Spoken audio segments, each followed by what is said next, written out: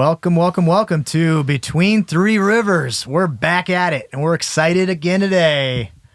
I was looking back at the past episodes. I say excited a lot. So I'm here with Dan Copeland. I don't know what to tell you. Yeah. Dan Copeland, Bill Korshid, producers, Jake Tomlinson, Andrea Copeland. Thank you for everyone for listening. So today we have... Don't forget our engineer over here. Oh, yes. Jason. Jason Peets. Hi. Hi. I love it. So we always start our podcast with like an introduction with the team and just chat. Let us warm up a little bit, you know? Yep. Because we need that. Yep. But what I really wanted to talk about is because today's guests one of probably the most influential people in Fort Wayne, new. And, you know, I think about influencers influencing, and now it's like, oh, that person on Instagram that has 1 million followers. So, right. You know, I'm like, well, what happens? Why not have somebody in the community that you actually can go meet instead of having somebody that has 1 million followers that you can never even see or meet? Yeah, it's time to get off your telephone. It really is what it comes down to. Kids, get off the phone, get into the real world, meet people face to face. It's not easy, especially if you grew up with electronics and phones, and that's how you communicate most of the time. It's not easy to transition out of that stuff, and you can certainly find as many influencers as you want to find on your phone. But the reality is, if you want to get involved, you've got to get off of that telephone, get out into the public, meet people, and learn what they're doing, learn how they influence, learn how they change our world. And if you're interested in doing those kinds of things, that's the best way to do it. Yeah, and I think about it. I mean, I'm guilty of it. I follow people that have I have no idea if I'll ever see. The Rock, LeBron James. You know, these people who you're never going to meet. But when you have an opportunity that also you could go meet somebody so great, and that's kind of instead of watching another universe, this is your phone, right? It's like, why not live here? Yeah. So, yeah. Well, so we have a couple of people who have chosen to be involved with us today, our guests. And we brought them in today because they are not only leaders and influencers here in Fort Wayne and actually throughout Northeast Indiana, but they are also very, very close friends of Tom Henry, Fort Wayne's mayor, who died recently. And these guys are good buddies of Tom's. So we asked them to come in and join us. Initially, in fact, this broadcast our guest was supposed to be Mayor Henry.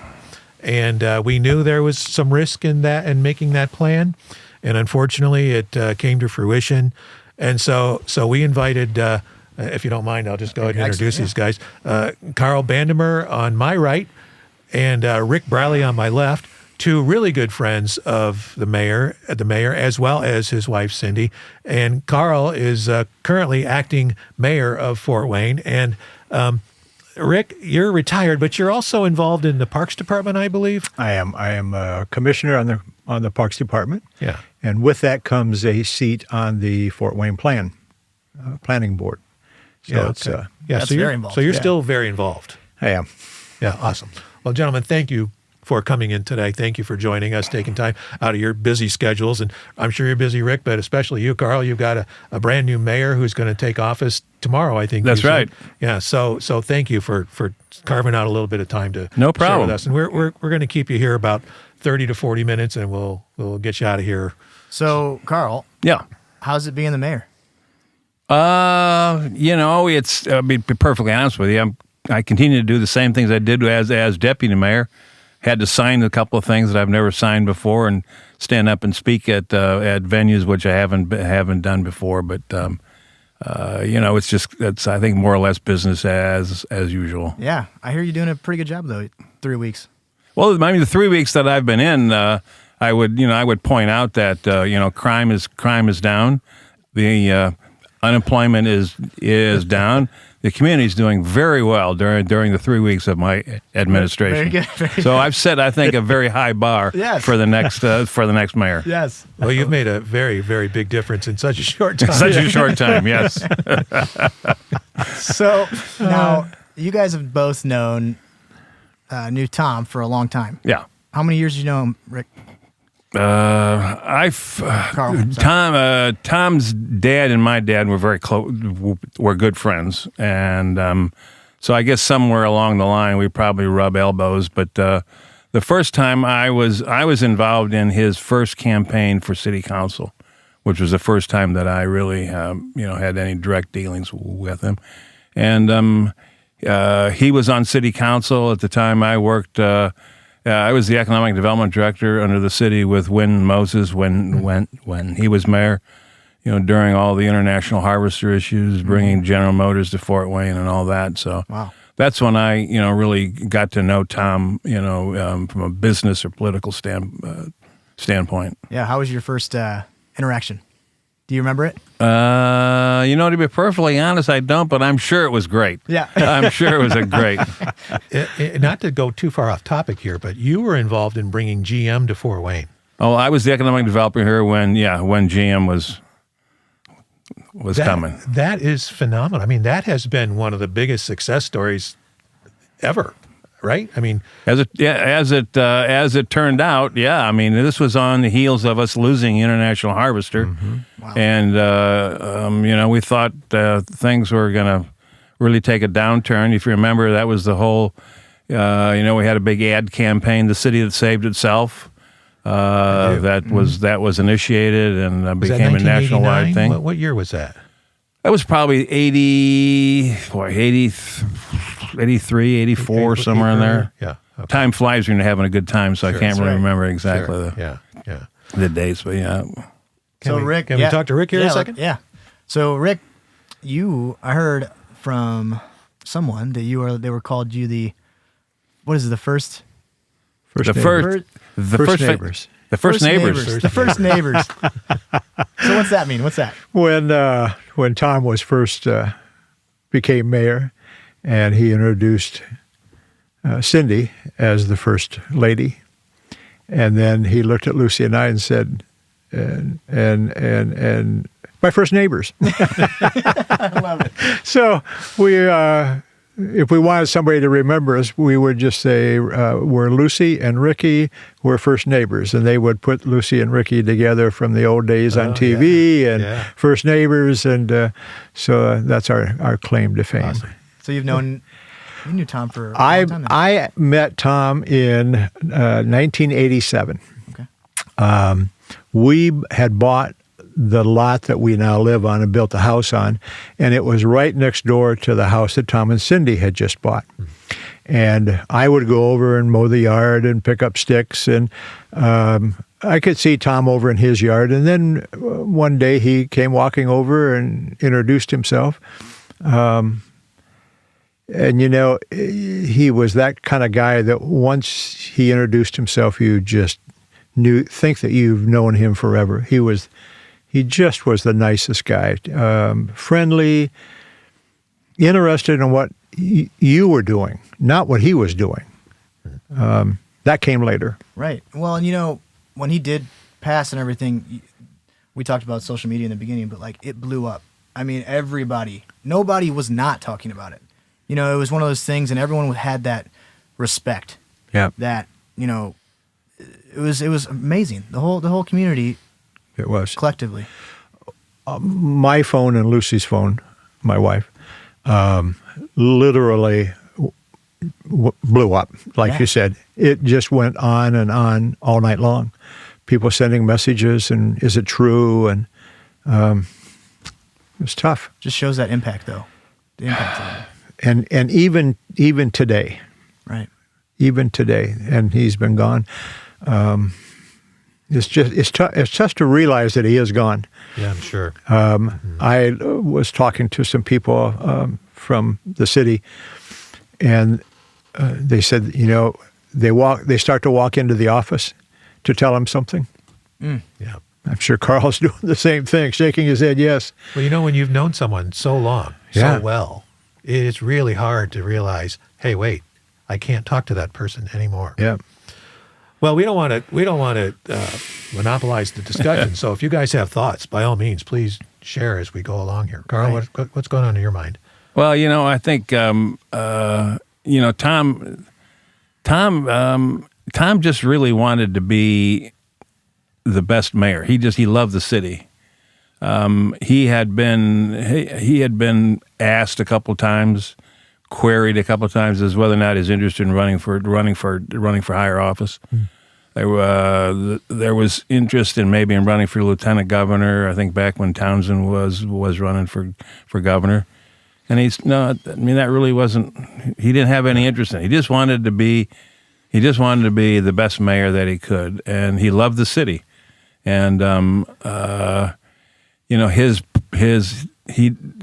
to say his personal time. He didn't have a lot of personal time because I would come in on Mondays. He and I had a standing meeting at 9:00 Monday morning, and I say, well, how did your weekend go? And he would just tick off.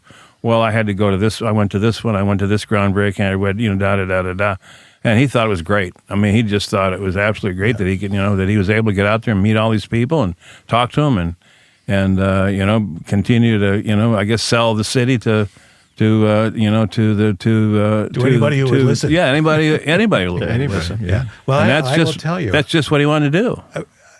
At doing what I've done now for 35 plus years, I've gone to a lot of functions. In fact, Andrea has been with me at most of those, and it's amazing how many functions we attended, and he was at those events. Mm-hmm. Yes. And so that's actually, I knew him back from his insurance company days, Midwest Health Net. Mm-hmm. And but got to know him a lot better once he became mayor. And I tell you, you're right, he was one busy guy. And I'm not sure you would know this better than me or probably Billy, but I don't recall seeing other mayors out publicly the way Tom Henry was out. What are your thoughts on that? I don't think to that degree. I don't believe to that degree.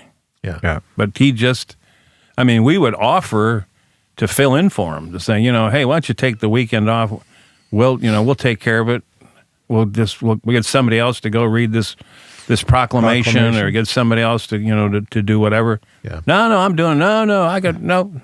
headed out. I'm going to do it. Yeah. So you won't find him on the golf course or fishing or anything like we No. see on at a presidential level. I remember once it was on a Friday night.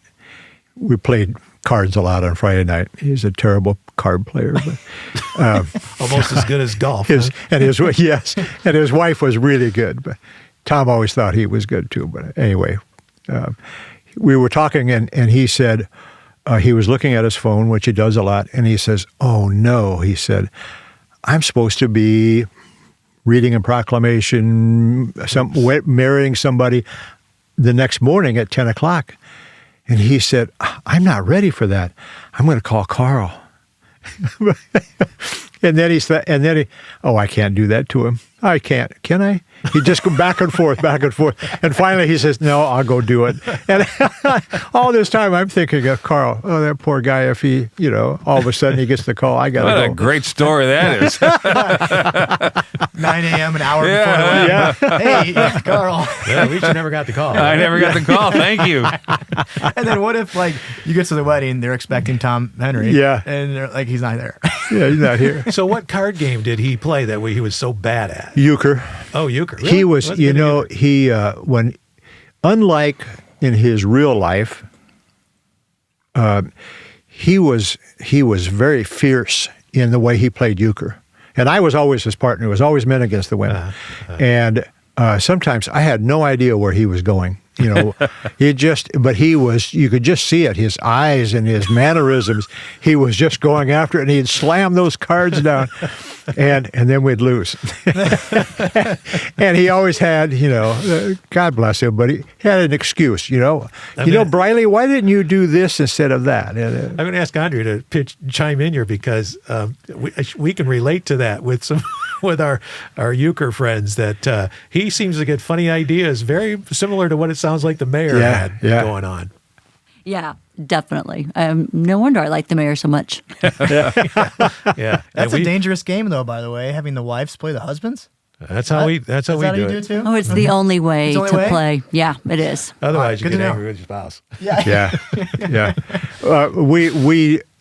We started to keep track way back when, and it got to the point where let's not do this, Tom, because they're so far ahead of us on games that we're looking. Let's not. He said we won't do that anymore. And then once in a while they let us win a game, but he was fun to play with. The tally marks were like going too far. Yeah. Well, so this is kind of a group thing. I figured, what's like one fun memory that you had of Tom? For me, and we're talking about this. For me, I guess Tom Henry was like a kind of like very famous in Fort Wayne. You know what I mean? And I'm like, I was probably 5 years ago. I was like, I'm kind of nervous to go meet him, right?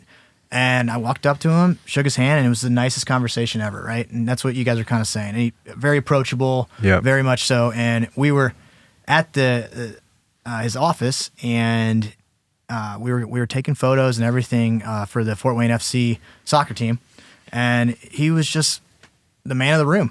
It was fun. But that was my really only interaction. But it was one was enough. He made you feel comfortable, didn't he? Yeah, he did. Yeah. Any other fun kind of stories you guys have of Tom? I don't know, Rick.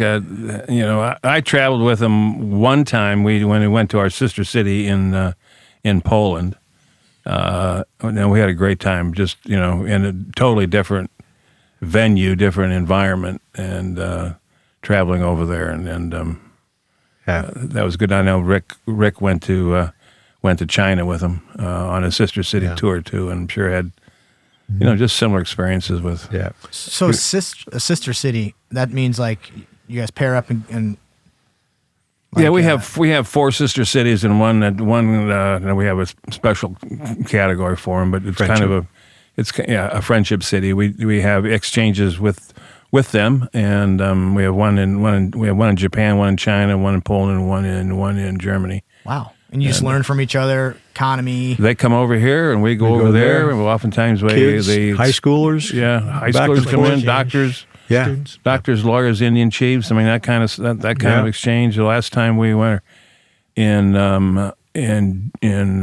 Gera, Germany, the fire chief went along with us. He participated in the ceremony for the recruiting of the new firemen in Gera.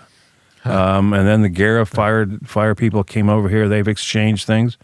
We've had our planning department people in both communities exchange, and you just going abroad is a broadening experience, and you learn a lot. You learn that really the world does not revolve around what goes on in Fort Wayne, much less the United States. I mean, there's a big world out there, and people think differently. They do different things, and it's just it's a great experience if you can have that opportunity, particularly when you can be with just the local people.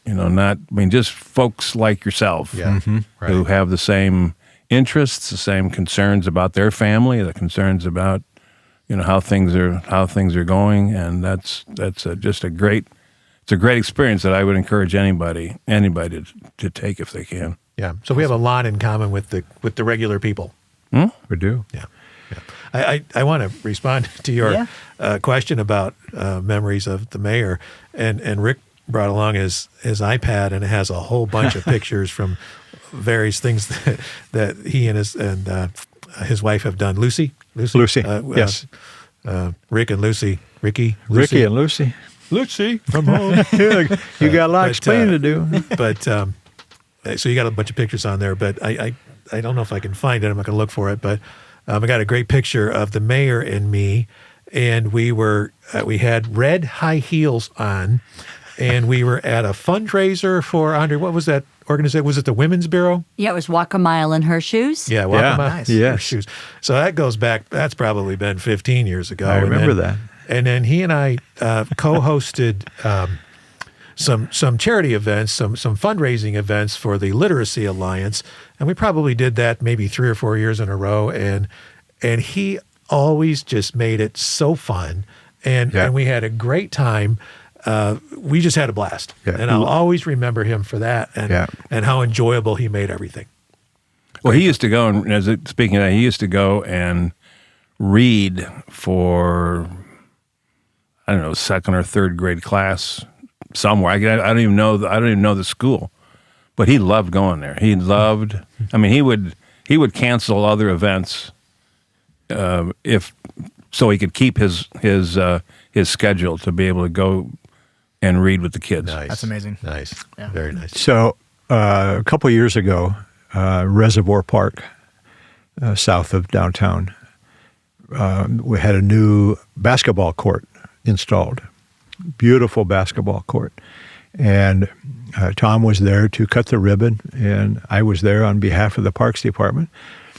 And after the speeches, and they had a whole large group of kids from kindergarten up, age-wise, and after the ribbons had been cut, they invited all the kids onto the court and just have a ball. Those kids ran and started throwing balls, shooting baskets, and I looked over at Tom. He had tears running down his cheeks. He was so pleased. Wow. I've got to. Wow. I'm doing the same thing now. I love that. It just showed he just loved kids, and well, it goes back to the bigger community.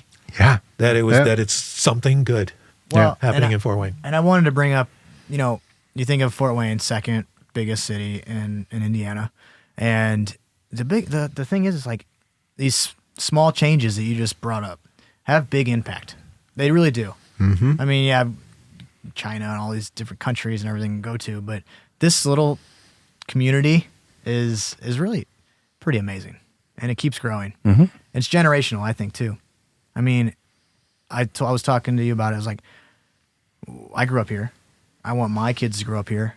I want my kids to come back here after school or stay here, whatever, because I want this community to keep growing and expanding and everything like that. So it's really neat. I was going to rattle off a few of the small changes, and they're not small, that you both were involved with. So it's kind of fun that like they were some of his biggest achievements, at least on his resume that are on the internet, that you guys both are involved with. So you have the Legacy Fund, which is now next year is going to be $55 million, if I'm correct. And then you have private donations that were $2.3 billion with a B. Private donations to us or is that private investment? Privent investment. Private investment. There we go. Thank you. Thank you. The Ash Brokerage, $100 million project. And then we were talking about job retention, jobs and everything. Job retention was at 21 from 2011 or 2012, 21,600, and then new jobs was 6,900. You had the Riverfront project. You had 120 miles of trails. Trails, yep. I mean, these things have got to ring bells with you guys that like you guys were involved with him. How were those? Being in Karl, you're in development, right? Mm-hmm. So development, like you're helping find funding. You're, doing all these things. How much of your time? How hard is it? You know what I mean? Well, it becomes it's hard to begin with, but it becomes easier as you tick these things off. In real estate development, activity begets activity, and once you start things going, then everybody wants to be a part of the game, if you will. And what's really I think gratifying to me anyway is that the development that's occurring now is as much by local developers as it is outside developers. Heretofore, that was not the case. And so you've got outside folks looking at saying, hey, there must be something up in Fort. I mean, what's something going on up there? We probably ought to get up there. Must be in the water. It must be in the water. And so, but you have more and more outside development. And then, you begin to get a reputation for being able to work with developers and make things happen. And that's also a big a big element. I mean, the groundbreaking that's going to occur on Friday with the new Google complex out here, which is going to have a tremendous impact upon this community. It'll put us on the map in many respects. That a company of that size decides to locate in Fort Wayne. Right. I mean, why? Mm-hmm. Well, because we got the job done. They came in here and said, we need A, B, C, and D. That's what we need. If you can provide A, B, C, and D, we're there. Mm-hmm. We've gone to other communities. They can't come up with A, B, and C, and D. But you guys can come up with A, B, and C, and D. We're there, and we came up with it. And that's Henry critically involved in that process of bringing Google in? Yeah, I mean, he met a couple of times with the Google folks. I mean, they all, they want to know, any of these developers, they want to have time with the mayor. They want to have, they want to kind of, feel him out to make sure that, the people working for him are telling them that, the mayor's all for this. They know that the mayor can, make or break the project.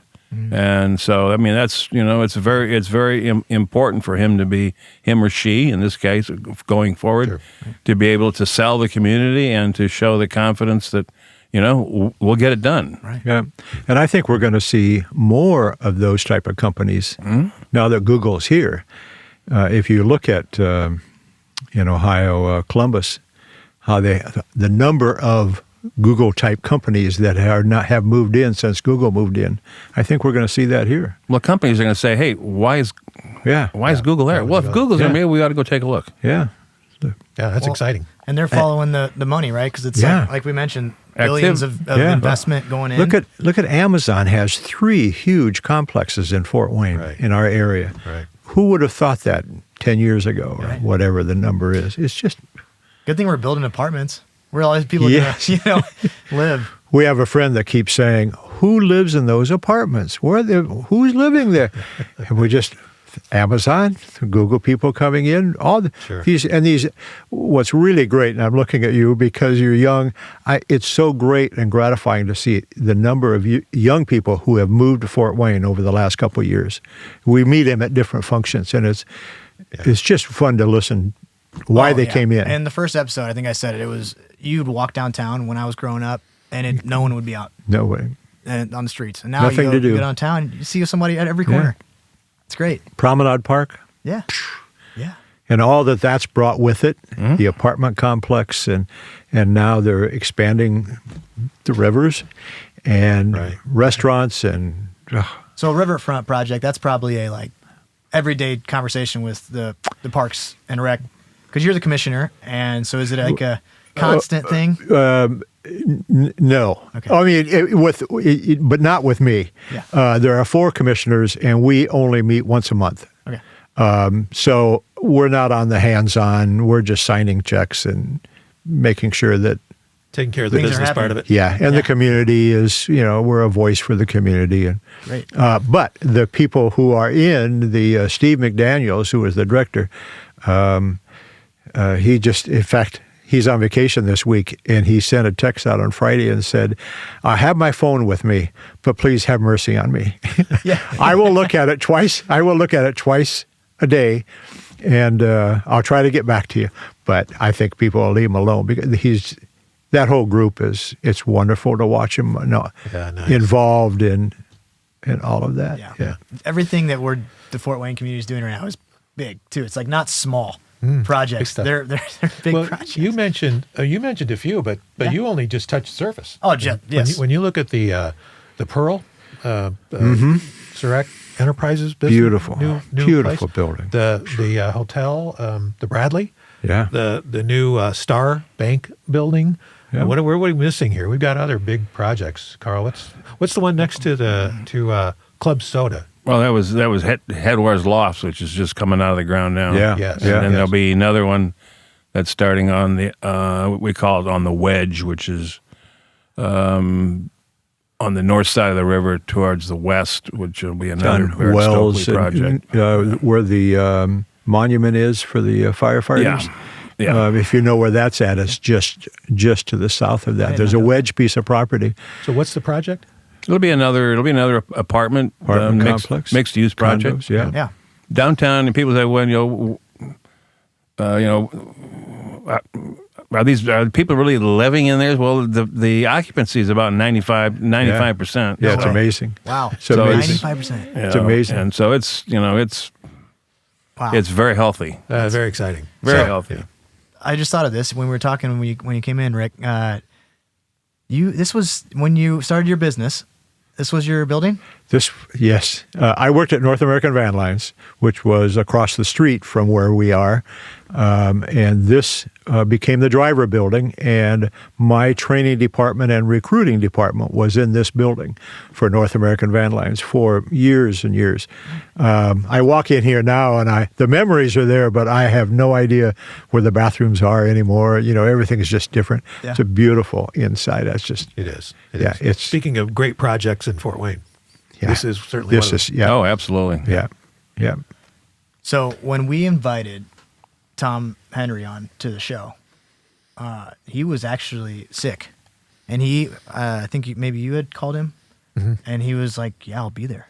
Yeah, well, I actually talked to John Perlich, Okay. his PR Yeah. guy. Yeah. I figured it would be easier to get on his calendar than to try and just talk to him about it. Yeah. So I talked to John. Yeah. Yeah. I just thought that speaks to him as well. I mean, he was coming on. I mean, he Yeah. probably wasn't feeling good. He was going through some treatments, Yeah.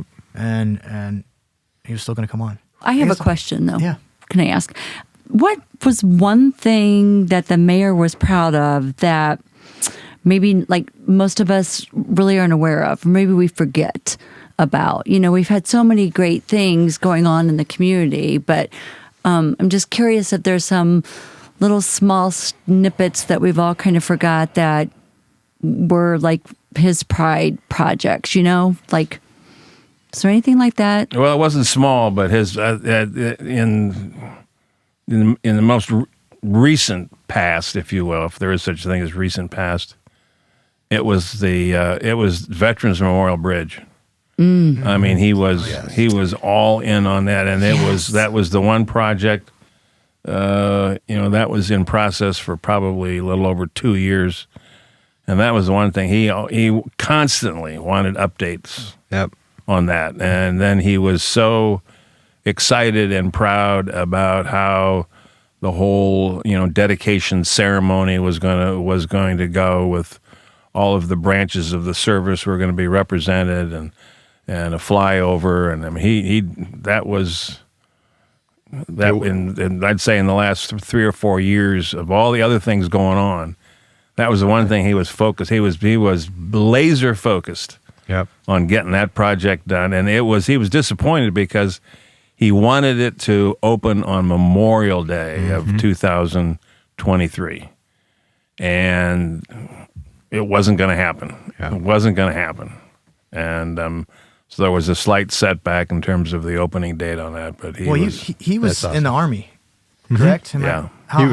He was in the police force for the Army. Wow. Stationed in Africa. Wow. Ethiopia. He didn't talk about that a lot. He would.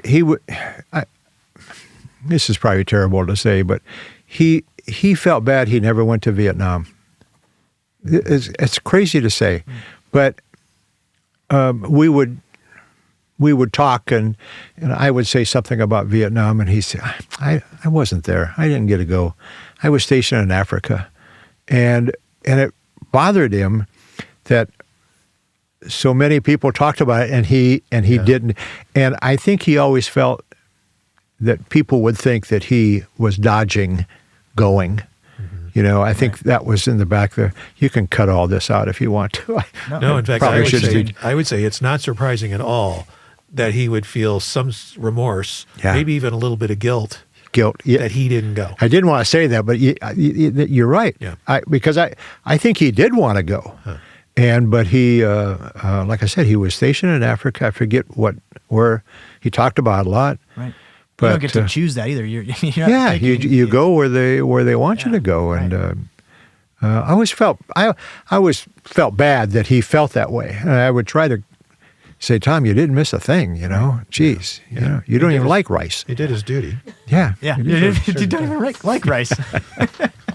Yeah, I wonder. I mean, Tom was the psych major here, but I wonder, like 17 siblings, or was it 16 siblings? He's the 17th. I wonder, like, what that does to you. You know what I mean? That's a lot of growing up. Did any of you ever sit down and eat with Tom? I have. You notice how fast he ate? I didn't notice. He was always the first one done, no matter where we went. And we went out a lot, and he was always done before everybody else. And one day, my wife, I think, said something, Tom, slow down. It's okay. He says, I can't. That's just the way I was brought up. I have 16 brothers and sisters. And if you didn't eat fast, you didn't get seconds, or people were taking, and that's the way he grew up. Taking the food off your plate. Yeah. It was amazing. There's the psych lesson. You just watch somebody at dinner and see how fast they eat. Yeah. You know a lot about them. I wish I'd thought that at the time, because we actually had dinner one night at the Green Frog. And I wish I'd thought of it at the time, because I would have grabbed some food off of his plate. Yeah, just to see. I don't know. You might have got forked. I know my mom's family. There were some forks here, right? Yeah. Well, can you guys give us time here? We're at 30? Okay. No, that's good. I think unless you guys have, do you guys have anything else on your notes? Anything you guys want to talk about Tom or in general about the community? We always like to. I have just a couple little quips. Please. Being a neighbor. Yes. To Tom Henry. The first neighbor, right? First neighbor. And Tom Henry, in the last couple of years, as Lucy and I got older, he would take on a little bit more responsibility and I'll give you an example. He would be going to work on Tuesday morning, and if the garbage trucks had been there, they usually came around 6 or so, and if they had been there and they were empty, Tom would stop his car out in front of our driveway, at the end of our driveway, get our garbage cans and bring them up and put them next to the garage so that I didn't have to go out and do it, because it was cold, it was winter, it was raining. And then he would look up at our Ring camera that's mounted, and he'd wave and smile and then walk off. Rick, I hate to burst your bubble, but when he would come in the office, he says, if I didn't stop and put those damn garbage cans away, I knew Rick wouldn't get out there till probably 10 o'clock or noon. And our neighborhood would go to hell, right? He stopped at every house,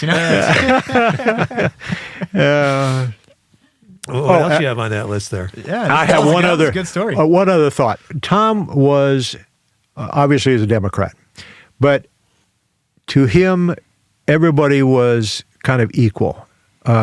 He treated everybody, whether you're Democrat or Republican or indifferent, and he was always thinking about both sides as he was developing a theory about what they should be doing downtown or with a company. To me, he was thinking on both sides of theirs and his. And here's an example. 2009, I retired, and we went to a ball game, and Tin Caps was fairly new. In fact, they were maybe their first year, 2009, I think. Yeah. And we're walking, after the game, we're walking through, and there's a gentleman who's he's giving out pamphlets of the upcoming games, and he wasn't very enthused about it. He just, I just want to get home, and so he was not even looking at anybody, just handing out pamphlets. And I turned to Tom. I said, Tom, I should be doing that, because a little energy and thank people and come back and then we walked out. The next morning, my phone rang at 9 o'clock. And it was the Tin Caps. I understand you want to come down and put an application in. The job is already yours. We just need to have you come down. You've been referred by the mayor. and the mayor told them, you want this guy. They had it in their personnel department. You want this guy. And so, and I was saying just something to do. It was my thought, but So I did that. I did that for 2 years, and then my knees kind of gave away going up and down the stairs and being an usher. But what the best thing that I loved to do was I would go up to the pitching cage, the indoor pitching cage, and I would steal a couple balls. And at the end of the game, when the kids were coming out with their gloves and their sad looks because they were told to take their glove and they might catch a ball, and they didn't, nothing came close to them, and I would I'd go up to them and hand them a ball and say, that third baseman wanted you to have this ball. Oh, that's great. Awesome. And they would, man, and I'm sure some of those kids today are still thinking about that time they got that baseball. But Tom knew that those are the kind of things that would be good for the Tin Caps, and he knew it would be good for me, and he put it together. Tom did that. He did that. Thank you for sharing that. Yeah, those memories never do go away. I mean, all of us sitting here, I'm sure, have memories like that. And so it kind of in closing and whatnot, but is there like anything that you guys would like to say to the listeners on a community level? It could be about Fort Wayne. It could be about anything really. And just like how we could keep the momentum of this, what Tom Henry has done and what your office has done and what your office has done. Like just keep going. You know what I mean? That's what we started this podcast for. We want people to interact with the community. We want people to, hang out, talk in person. Yeah. Is there anything you guys would Well, I think, say? when I worked in the Moses administration for about 6-7 years. Again, it was back when, Harvester and General Motors, and it was a tough time. I mean, you lose a major employer like International Harvester. People were really down, and even though we came out somewhat on the top by getting General Motors, people were still, they're still down. I mean, it was tough to get something. It was tough to get people to believe in themselves. Mm-hmm. And so the big change to me that's really occurred since I've been fortunate enough to be where I am working for the city is that people now believe in themselves. I mean, people are big. They're big supporters of the community. They want things to happen. It's a can-do. It's a can-do attitude.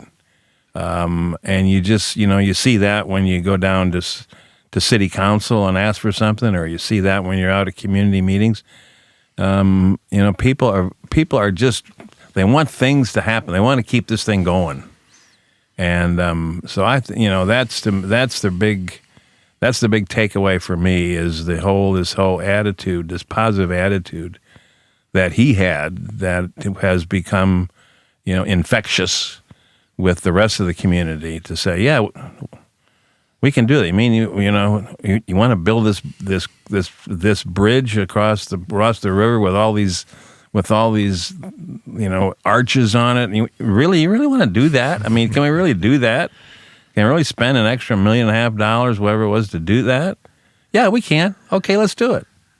I love it. And let's make a big deal out of it, and let's celebrate it. Let's celebrate not only the bridge. Let's celebrate the accomplishments of who the bridge was built for. I mean, it becomes this whole positive attitude that I think he just instilled upon everybody. Yeah. Well said. Yeah. I appreciate that. Yeah. Final thoughts? I think what Karl just talked about came to light also during the funeral procession. First off, the funeral, but the people that showed up, and even before that at the courthouse, the people that came to pay their respects. Hundreds and hundreds of people came. It was great to see. And then the procession afterwards to the cemetery, it just went on. I don't know how many cars were involved, but I was right behind the family hearse, and I was the number 19th vehicle.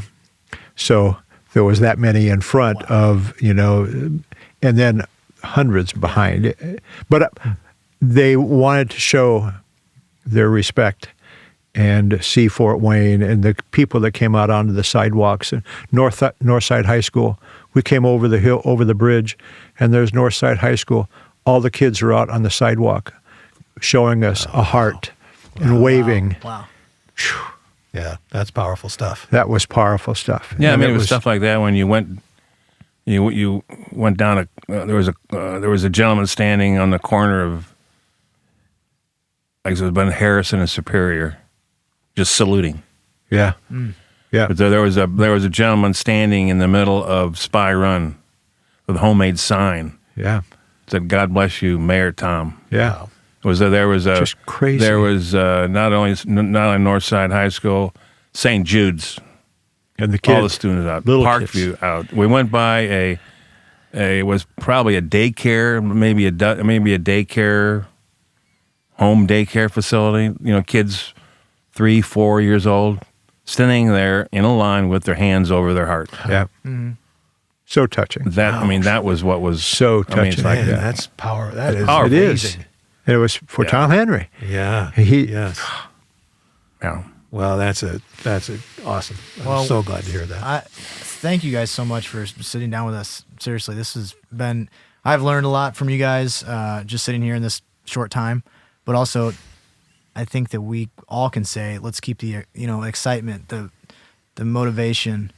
Let's think of Tom when he's trying to play cards, say, hey, we got to get it done, Yeah. Agreed. So thank you. Thank you. Thank you. You bet. Thank you for having us. Boy, I mean,